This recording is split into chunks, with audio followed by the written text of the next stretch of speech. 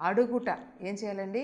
మనము దేవాది దేవునిని అడిగినప్పుడు దేవాది దేవుడు మన జీవితంలో ఊహించలేని గొప్ప కార్యాలు చేయడానికి మన దేవుడు సమర్థుడై ఉన్నాడు. చూడండి, రోమీయులకు రాసిన పత్రిక 8వ అధ్యాయము 31, 32 వచనాలు మనం పరిశీలిస్తే, ఇట్లుండగా ఏమందుము, దేవుడు మన పక్షమునుండగా మనకు విరోధి ఎవడు? తన సొంత కుమారుని అనుగ్రహించుటకు వెనుతీయక మన అందరి కొరకు ఆయనను అప్పగించిన వాడు ఆయనతో పాటు సమస్తమును మనకెందుకు అనుగ్రహింపడు? దేవునికి స్తోత్రం, హల్లెలూయా. ఈ వాక్యం యొక్క అర్థం ఏంటంటే, దేవుడు లోకమును ఎంతో ప్రేమించాడు.